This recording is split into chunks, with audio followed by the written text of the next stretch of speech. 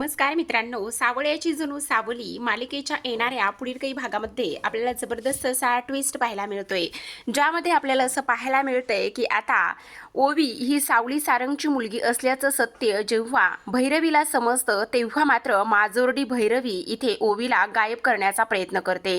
पण नेमकं जेव्हा ओवी गायब होते आणि त्याच वेळेला ओवीच्या काळजीपोटी आता इथे सारंग शुद्धीवर आलेला असतो आणि जेव्हा सारंग शुद्धीवर येतो तेव्हा मात्र इथे तो ह्या भैरवीचा एका झटक्यात माज उतरवत असतो आणि ओवीची मात्र तो सुखरूप सुटका करून घेत असतो.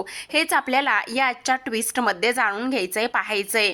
जेव्हा मोनिका आता सावली बरोबर खूप चुकीचं वागते, तेव्हा सावली मात्र आता आबिरला घेऊन त्या घरातून निघून जाण्याचा धक्कादायक निर्णय घेत असते. पण मोनिकाला मात्र तिची चूक कळते आणि त्यानंतर जर सावली ह्या घरातून गेली तर आपला सगळा काही इथे प्रॉपर्टी नावावर करून घेण्याचा प्लॅन आहे, तो पूर्ण प्लॅन फ्लॉप होईल ही गोष्ट ताबडतोब तिच्या लक्षात येते आणि त्यानंतर मात्र ती इथे सावलीच्या हातापाया पडूनच तिला थांबवण्याचा हा प्रयत्न सुरू करत असते. हेच आपल्याला या आजच्या ट्विस्टमध्ये पाहायचंय, त्यामुळे हा व्हिडिओ शेवटपर्यंत नक्कीच पहा. ऐका ना सुशीलाताई, तुम्ही त्यांच्या बायको आहात. तुम्ही एकदा सारंगशी बोलून बघा ना, तुमचं नक्कीच ते काहीतरी ऐकतील.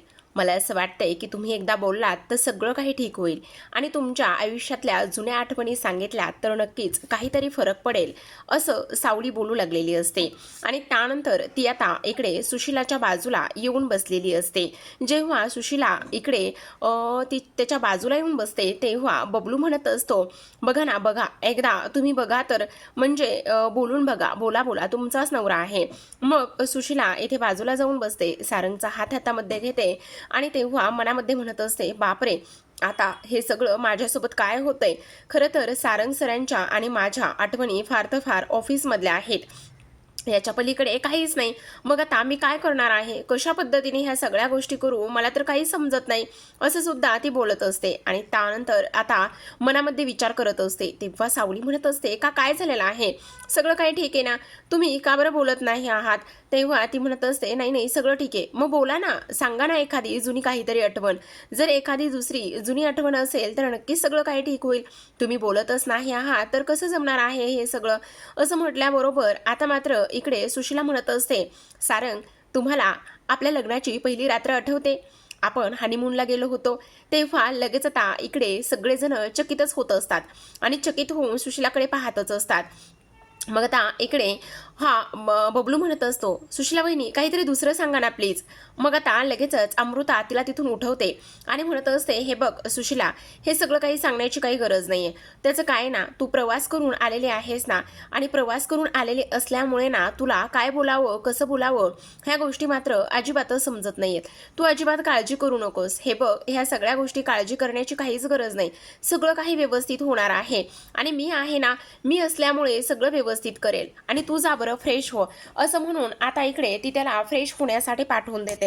आता ती फ्रेश होण्यासाठी पाठवून दिल्यानंतर इथे मात्र दुसऱ्या बाजूला लगेचच अमृता म्हणत असते, ऐक ना सावली, हे बघ, ती ना थोडीशी प्रवासान झालेला आहे ना, त्यामुळे टेन्शनमध्ये आहे. त्याचबरोबर बबलू म्हणत असतो, मी त्यांना टूथपेस्ट टॉवेल वगैरे देऊन येऊ का. बबलू, त्याची काय गरज आहे. सावली म्हणत असते, वहिनी मला खरं खरं एक गोष्ट सांगा, ह्या दोघांच्या सुद्धा नात्यामध्ये सगळं काही ठीक आहे ना.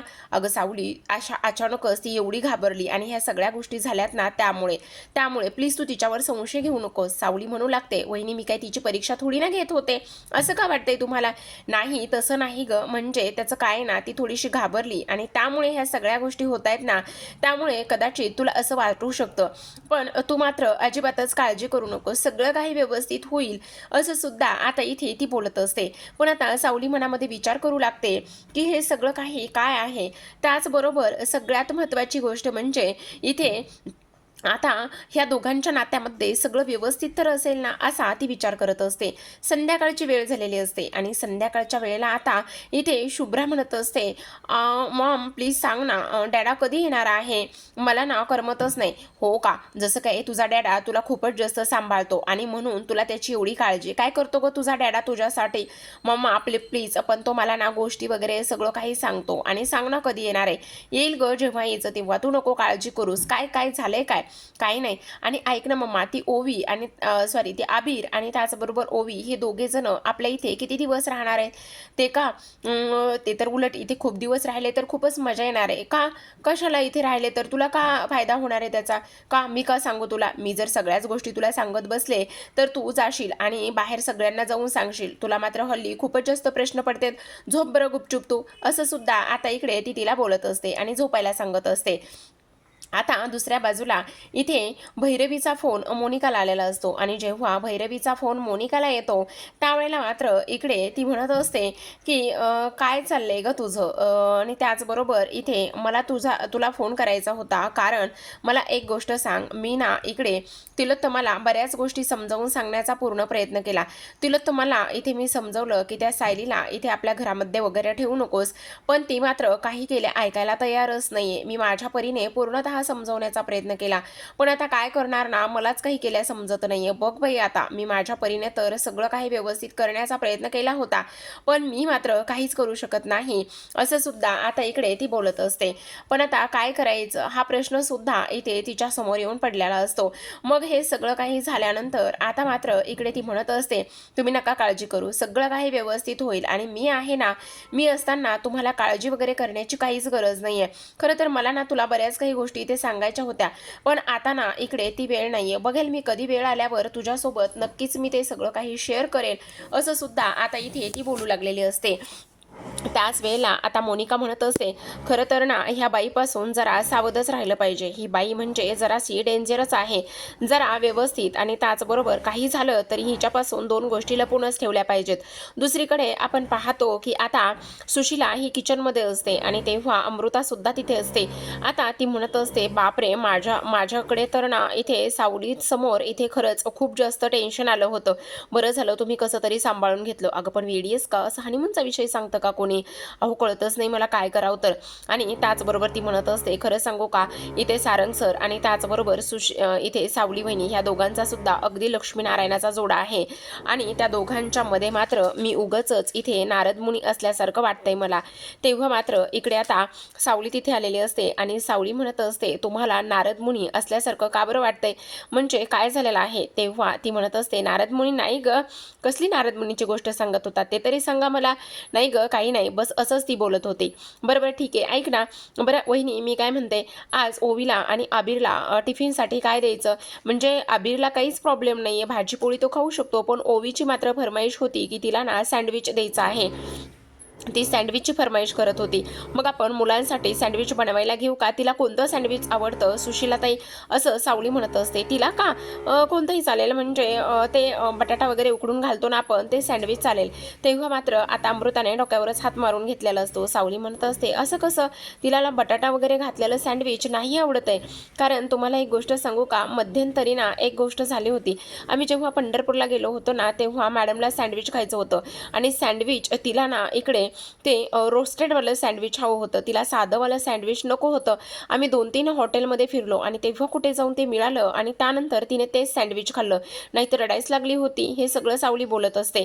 तेव्हा मात्र इथे अमृता म्हणत असते, हो तिला तेच सँडविच आवडतं, हो तेच आवडतं. पण ऐक ना सावली, हे बघ आत्ता सँडविच नको द्यायला, कारण आम्ही ना इथे ओवीला शक्यतो शाळेमध्ये इथे असं सँडविच देत नाही आणि त्याचबरोबर आम्ही फक्त भाजी पोळीच तिला देतो. त्यामुळे प्लीज हे सँडविच वगैरे तिला शाळेमध्ये नको द्यायला. आपण एक काम करूया ना, जेव्हा मुलं शाळेतून घरी येतील ना, तेव्हा त्यांच्यासाठी ते सँडविच बनवूया आणि तेव्हा त्यांच्यासाठी ते सँडविच बनवून त्यांना देऊया, चालेल का? आणि तेव्हा लगेच आता इथे ह्या होला हो इथे ती बोलू लागलेली असते आणि त्यानंतर सावली म्हणत असते, बरं ठीक आहे, चालेल, तुम्ही म्हणाल तसं, मग मी जाते आणि आवरायला घेते. आता मात्र सावली निघून जाते. आता सावली निघून गेल्यानंतर इथे मात्र अमृता सुशिलाला म्हणत असते, अगं काय हे सुशिला, गप्प बसायचं ना, माहिती नव्हतं तर मी कसं तरी सावरून घेतलं असतं ना, तुला ह्या सगळ्या गोष्टी बोलायची काय गरज होती? आता लगेचच इकडे ती म्हणत असते, वहिनी काय करणार, मला तर कळतच नाही बाई काय बोलावं आणि काय नाही ते. दुसरीकडे आपण पाहतो आता मात्र इकडे ही जी काही मोनिका आहे, मोनिका एकटक बघत बसलेली असते, कारण ती भैरवीच्या घरी गेलेली असते. आता भैरवीच्या घरी गेल्यानंतर समोर पाहत असते आणि पाहिल्यानंतर इकडे ती म्हणत असते, इथे नक्कीच खंड्या होता का? खंड्या असेल तर ह्या बाईनं त्या खंड्याला कुठे टाकलं असेल, काय झालं असेल खंड्याचं, असा ती विचार करू लागलेली असते. आता इथे भैरवी तिला 2-3 वेळा आवाज देत असते, मोनिका मोनिका म्हणून, पण मोनिकाचं मात्र अजिबातच त्या सगळ्या गोष्टीकडे लक्ष नसतं. मग आता ती म्हणत असते, काय ग, कुठे हरवलेली आहे? सगळं काही ठीक आहे ना? तू अशा पद्धतीने हरवलीस ना तर मला काहीच कळत नाहीये. तेव्हा ती म्हणत असते, नाही नाही, कुठे नाही हरवली, सगळं ठीक आहे. असं म्हटल्याबरोबर आता आपण पाहतो इथे मात्र ती म्हणत असते, ऐक ना, राजकुमारची म्हणजेच नवऱ्याची आठवण येते का तुला? तेव्हा ती म्हणत असते, हो ना, राजकुमार गेलाय आणि आणखी आला सुद्धा नाहीये. काय करायचं ना हे मला कळतच नाहीये. तेव्हा ती म्हणत असते, काळजी करू नकोस, पण तुला एक गोष्ट सांगू का?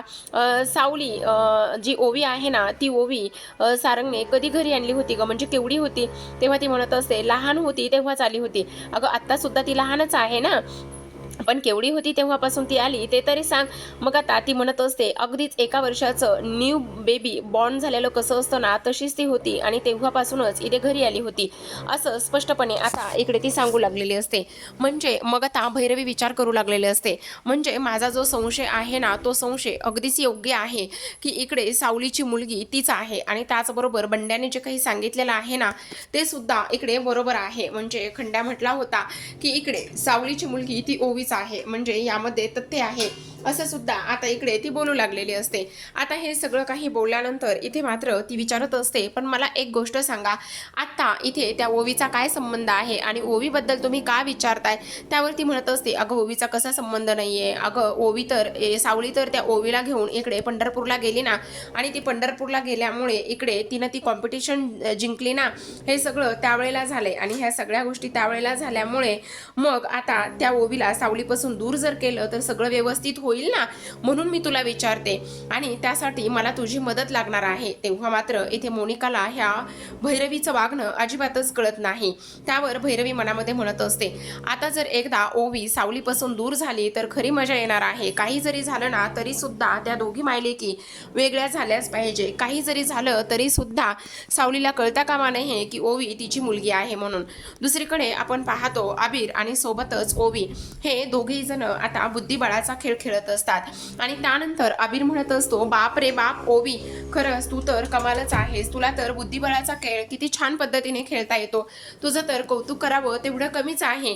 तेव्हा ती म्हणत असते, हो का, मी तर तुझ्यासारखं नाही खेळत कधी, पण तरी सुद्धा अगं तुला सांगू का, स्कूलमध्ये ज्या काही कॉम्पिटिशन होतात ना, तिथे आपण नक्कीच तुझं नाव देऊयात, नक्कीच तू तिथे जिंकशील, असं इकडे तो बोलत असतो. तेवढ्यातच तिथे शुभ्रा येते. शुभ्रा आल्याबरोबर म्हणत असते, तुम्ही दोघं जण काय खेळताय, मला सुद्धा खेळायचं आहे. असं म्हटल्याबरोबर अबीर म्हणत असतो, तुला खेळता येतं का? तुला ह्या सोंगट्यांचं नाव तरी माहितीये का? आणि आली मोठी शहाणी बुद्धिबळाचा खेळ खेळणारी. तेव्हा ती म्हणत असते, येतं मला खेळायला. नाही नाही, चल, तुला काहीच माहिती नाहीये आणि आम्ही तुला घेणार नाही आहोत. तेव्हा ओवी म्हणत असते, माझं आणि अबीरचा 1 राऊंड झाला ना, मग आम्ही तुला खेळायला घेऊ, आत्ता आम्ही तुला खेळायला नाही घेणार आहे, असं स्पष्टपणे ती इथे बोलत असते. आता असं बोलल्याबरोबर शुभ्रा म्हणू लागते, नाही, मला खेळायचं आहे तर आत्ताच खेळायचं आहे, तुम्ही दोघं जण मला आत्ताच खेळायला घ्या, असं म्हणून ती अबीरला धक्का देते. एकदा नाही तर 3दा धक्का दिल्यानंतर आता अबीर चिडतो आणि म्हणत असतो, शुभ्रा गप्प बस, आता तर तुला खेळायला घेणारच नाही. मग ओवी सुद्धा म्हणते की आता मी सुद्धा तुला खेळायला घेणार नाही. मग शुभ्राला राग येतो. शुभ्रा सगळ्या काही सोंगट्या आणि जो डाव रचलेला आहे तो एका हातानेच सगळं काही इथे उद्ध्वस्त करून टाकते आणि म्हणत असते, आता तर इकडे बघा, मी तुमचं दोघांचं सुद्धा नाव मी माझ्या आईला जाऊन सांगते, असं म्हणून रागारागात चिडून निघून जाते. तेव्हा मात्र ओवी रडायला लागते. ओवी म्हणत असते, अबीर, हे सगळं काय होऊन बसलंय? आता मात्र तिची आई येईल आणि तिची आई मला मारेल, मला खेळू देणार नाही, मला मारेल तिची आई. अबीर म्हणत असतो, गप्प बस, तिची आई तुला का मारेल? आणि मी असताना नाही मारणार, तिची चूक होती ना. अरे, तिची आई म्हणते, माझ्या पोरीला तुम्ही खेळायला घेत नाही आणि माझी पोरगी लहान आहे तर तुम्हाला समजत नाही का? ती कशी जरी वागली ना तरी तिची आई मात्र मलाच मारत राहते. आता अबीर, मला फार भीती वाटते. तेव्हा अबीर म्हणत असतो, नाही मारणार, चल माझ्यासोबत, असं म्हणून म्हणून आबिर आता ओवीच्या हाताला पकडतो आणि त्यानंतर तो तिला तिकडून घेऊन जात असतो. दुसरीकडे आपण पाहतो आता बबलू हा सारंगच्या उशीशी बसलेला असतो आणि त्याच्यासोबत गप्पा मारत असतो. उठ ना यार सारंग दादा, सगळा कामाचा लोड माझ्या एकट्यावर येतोय, तू उठ ना, किती कामं पेंडिंग आहेत. तेवढ्यातच सावली येते आणि म्हणत असते, हो का आबिर, बबलू दादा सगळी कामं तुम्ही करतायत का? हो, मेन हिरो तर मीच आहे, हा फक्त साईड हिरो आहे, मी सगळी कामं करतो. विचारायचे का तुम्हाला? विचारा. बघा सारंग दादा, खरं खरं सांग, सगळी कामं मीच करतो ना? बघा हो बोलला की नाही? हो बोलला. कधी हो बोलले? ते बोलले का तरी? अहो, तो जेव्हा शांत असतो, बोलत नसतो, त्यातच होकार असतो आणि त्यामुळेच तर तो हो बोलला ना. त्यावर आता लगेच सावली म्हणत असते, बबलू दादा एक विचारू का? हा विचार ना वहिनी, काय झालं? नाही म्हणजे मला एक गोष्ट सांगा, सुशीला वहिनी आणि सारंग यांच्यातलं नातं कसं आहे? म्हणजे सगळं काही नॉर्मल आहे ना? ठीक आहे ना? आता नॉर्मल नसणार का? नॉर्मल आहे म्हणून तर ओवी झाली ना. नॉर्मल नसतं तर कशाला ओवी झाली असती? नाही म्हणजे त्यांचं लग्न वगैरे कधी झालं? बरेच दिवस झालं. म्हणजे मी ह्या घरातून गेले तेव्हाच त्यांचं लग्न झालं का? मी गेल्यानंतर कधी झालं? वहिनी उगाचच तू हे प्रश्न कशाला विचारते? नाही तरी सुद्धा सांगा ना. म्हणजे थाटामाटात झालं का अगदी साध्या पद्धतीने झालं? कोर्ट मॅरेज झालं का काय झालं? अगं कोर्ट मॅरेजच झालं, थाटामाटात नाही झालं. आणि सह्या करायला मीच होतो असं बबलू बोलत असतो. काय सांगताय काय? तुम्हीच होता? पण मला सांग सावली बहिणी, तुम्हा दोघांचं लग्न कसं झालं? म्हणजे तुझं थाटामाटात लग्न झालं का कसं झालं? तेव्हा मात्र सावली गप्प बसलेली असते. आता बबलूने विचारलेल्या प्रश्नावर सावलीला काहीच उत्तर देता येत नाही. पुन्हा एकदा बबलू म्हणत असतो, सांग ना अगं, तू ह्यांच्या लग्नाचा एवढा कशाला विचार करतेस? आणि त्यावर आता सावली म्हणत असते, पण सारंगकडे आणि सुशीला वहिनीकडे पाहून असं वाटत नाही की त्यांच्या दोघांमध्ये सुद्धा सगळं काही नॉर्मल असेल. त्यांच्या दोघांमध्ये काहीतरी बिघडलंय असंच मला वाटतंय. तेव्हा तो म्हणत असतो, असं तुला काय वाटतंय? सगळं तर नॉर्मल आहे. बिचाऱ्यांचा राजा राणीचा सुखाचा संसार आहे, सगळं काही ठीक आहे. आणि मला एक गोष्ट सांग, तू सुद्धा तुझ्या आयुष्यामध्ये लग्न करून खुश आहेसच ना? मग उगाचच त्या गोष्टी कशाला काढते? तुला त्रास होतोय का? तू कसलं तरी लपवतेस का काही? म्हणजे सारंगदादाचं आणि सुशीला वहिनीचं लग्न झाल्यामुळे तुझ्या डोळ्यामध्ये पाणी येतंय का? तेव्हा सावली म्हणत असते, बबलू दादा काहीही, उगाचच मला कशाला त्रास होईल? मला काही त्रास होत नाहीये. मग खरं सांग, तुझं पण लग्न झालंय ना? असं म्हटल्याबरोबर सावली पुन्हा ताईकडे ह्या बबलूकडे पाहतच असते. प्रेक्षकांनो, अशाच नवनवीन मालिकांच्या अपडेट्स आणि ट्विस्ट जाणून घ्यायचे असतील, पाहायचे असतील तर नक्की चॅनलला सबस्क्राईब करा आणि पहा.